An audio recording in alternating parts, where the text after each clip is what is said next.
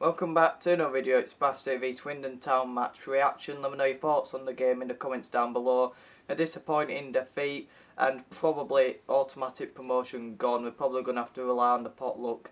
That is the playoffs, and that's not even certain now as well. With I think Mansfield and Salford won today as well. So hopefully we'll get that wrapped up. But on the game it wasn't good enough, and I don't like using the term bottled it or bottle jobs, but it's a big opportunity missed that, and it were written in the stars. We were 11 unbeaten, they haven't won in 9, and we go and lose away from home, best away team in the league, and they've been poor at home recently. We just weren't good enough. We didn't take the chances. We had 17 shots, only 3 of them on target. I thought Cook had a pretty poor game. He snatched a lot of his chances, and he has last couple of games, but Banks, Chapman, Walker, a couple of others have stepped up recently, and that's what's got us over the line. And I think the way we were set up, it were poor. We were a bit too pragmatic. We're set up to take a point, and if we can nick a goal on the counter, we'd take that. But mainly keep the unbeaten one going.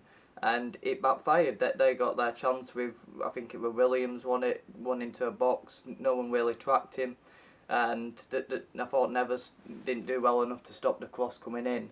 Right back allowed to just put it on his left, put it into a box, and like I say, you've got to be picking up your runners from midfield, and it was too easy for him.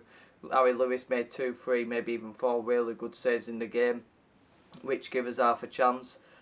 So really, on the balance, I think they were probably the better side, and maybe slightly deserved the win. But we've got to be doing better, and we should have been taking that opportunity against the side that, like I said, they're really struggling in the league. They're sat in 11th. They were on 52 points. They're currently on 55. Nothing to play for.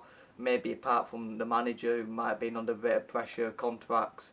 But they're celebrating that win as though they've won the league.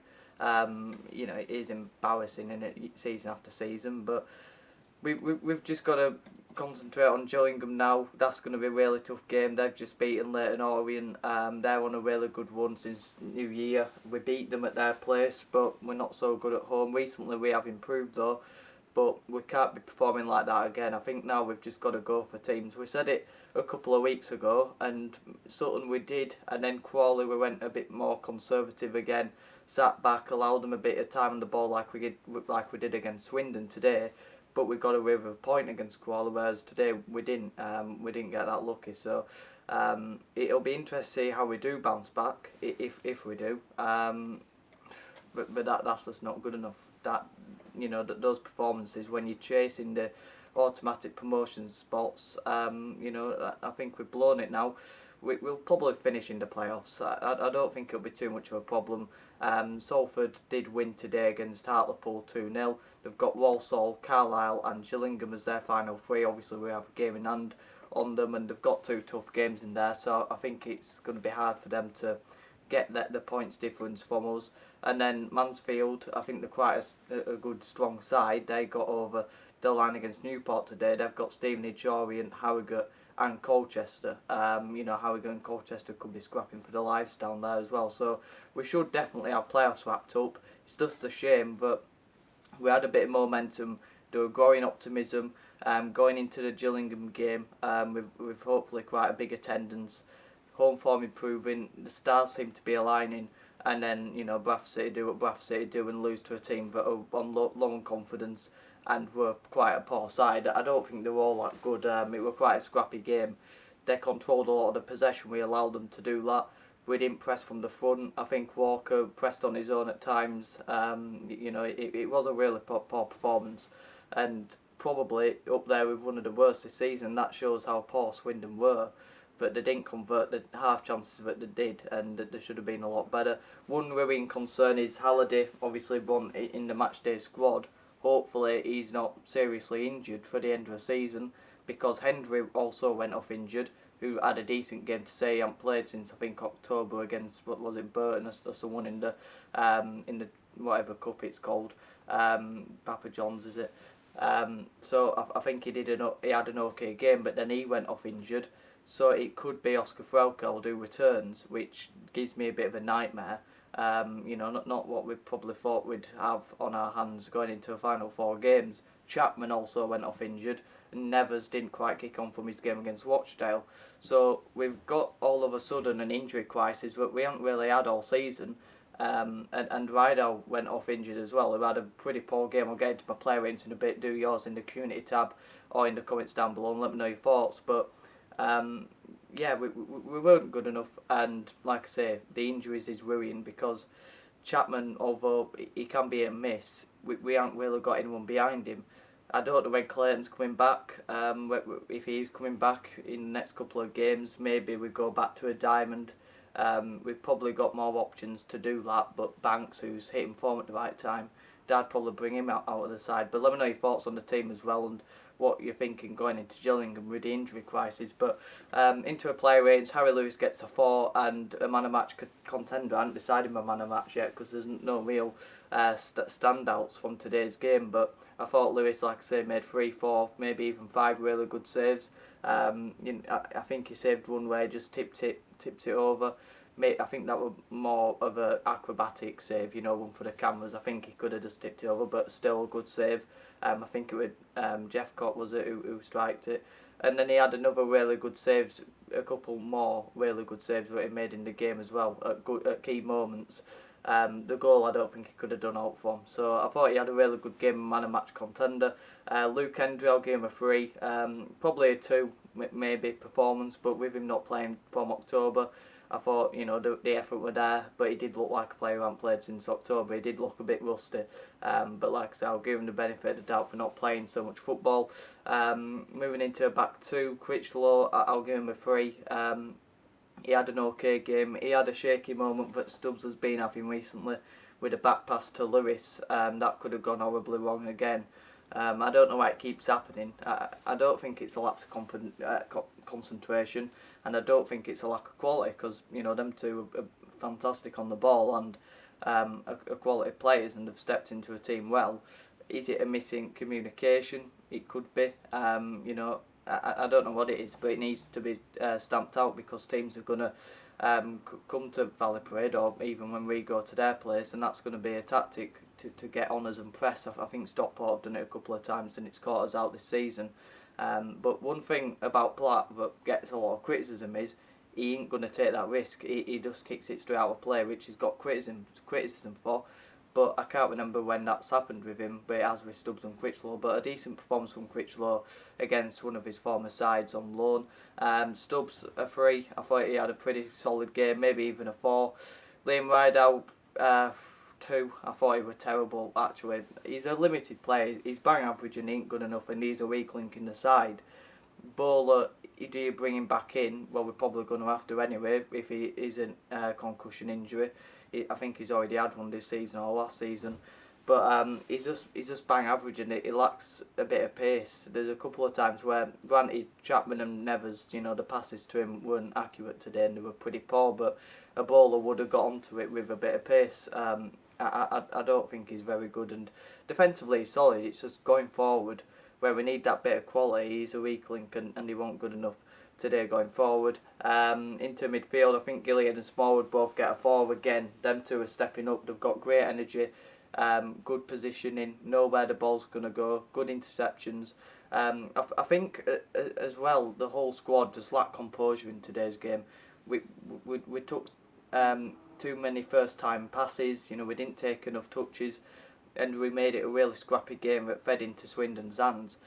So I don't know why we set up like that because it's not how we normally play. But I think we took too many one-touch passes, too many long aimless passes over the top for Cook to chase after.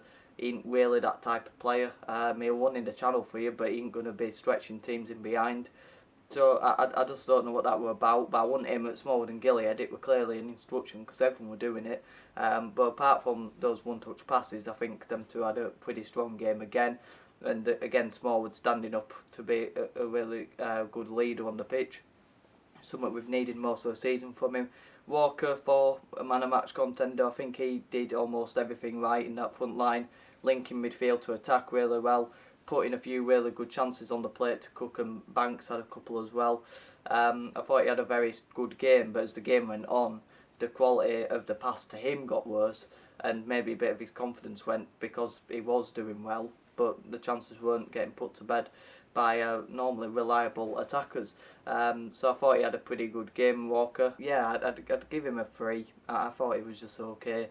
1 to 4, didn't do too much right, but again, we had chances. We just lacked a bit of composure, whether it were passing, whether it were taking an extra touch, or whether it were just a bit of, a clinical edge. We just didn't have that today. Like I say, I think we had 17 shots and just a 3 on target. That's just not good enough. And Banks came off, although I did think that were a weird decision because I felt like he was one of our better performers. He looked like he was giving them a tough game defensively, and what he's really improved on recently is he goes inside and then outside, and then it gives him more time to get his shots off on his left foot. It's just that they can be a bit wayward at times, but he had a pretty decent game. He just lacked that goal that obviously we didn't get today. On the other side, Chapman started the game. I can only give him a 3 because he didn't play long enough, so I'll give Neves a rating, and I'll give him a 2 because he didn't kick on from Rochdale like we all hoped he would have. He had a bit of energy about him, but no really came to show of it. His first touch were really poor, and going forward he didn't contribute anything. I can't remember one chance for his set up, maybe that's just me, but I thought he was quite poor today, and unfortunately he didn't kick on. And we'll just have to see if he does play another part to play, but I won't be surprised if Mark Hughes goes back to a diamond on Saturday. And maybe even if he goes forward, at the bottom of the diamond with Ossadeh being Gilead in front of him or Ryan East, I can't see him sticking with the 4-2-3-1 after that, with Chapman going as well, and Neves, maybe I don't trust him because he didn't have a good game. Andy Cook too, I was pondering on giving him a 1, but I just can't do it. He's had a great season, but recently he has really slowed down, and I don't know if his legs are going. I don't know if it's similar to last season, because last season he started off relatively well, had a couple of injuries and ended the season quite poorly, and then the talk we're getting, do we need to renew his contract? Should he be going? Will he be moving on in the summer? We need a 20-goal a season striker. Whereas this season he started off so well, but he seems to be just petering out a bit, and maybe he'll just put that to bed and they'll score 2 on Saturday, and hopefully he does continue to finish the season strongly. But his timing's off. I don't know if he's just panicking or maybe too much responsibility on him, but maybe it's getting to him. I hope it isn't, but he's been such a great player for us this season, but we have relied on him. Recently not so much, but it just goes to show that when Andy Cook doesn't take his chances, Bradford City don't win. I can't remember how many chances he had. He had about 3 really good chances where he just didn't time right, but unfortunately he didn't put them to bed. And Darren Drysdale didn't have too much of a bad game. I thought I'd be talking about him a lot more. We had a couple of penalty shouts. Walker, I think he probably got that right. I think it was a bit of a desperate lunge from Walker. We've had much this season, but recently we haven't had it. We haven't relied on refs. Ossadeh, maybe it was a bit soft. I thought maybe it was a penalty. Looked to have been a shove on the back, but I'd have to say it again. A disappointing defeat, and it's just a major setback in our automatic promotion push. We are now 5 points away from Stevenage. Both have that game in hand, and we're 6 points away from Northampton, who look like they're going to limp over the line after a couple of bad results. Carlisle and Stockport drew, which is a good result. However, like I say, it does look like Stevenage and Northampton are going to limp over the line, and it's going to be playoffs, and there's some really good teams in there, and we're going to have to rely on that now. Unless we win all our games, I think that's our only chance now. If we win all our games, and we've got some tough fixtures, we've got Crewe away, which could be potentially a playoff place decider, and we've got Gillingham on Saturday. They're on a really good run. They've obviously just beaten Leyton Orient tonight, Northampton away, and Leyton Orient on the last game of the season. Although it looks like they're going to win the league, and it could be a bit of a party game for them. Could play in their hands, and maybe we will have all to play for as well. Maybe we'll probably have playoffs wrapped up, and autos might be a bit too much out of sight. But let me know your thoughts on the game in the comments down below. Subscribe if you're new. Have a good one.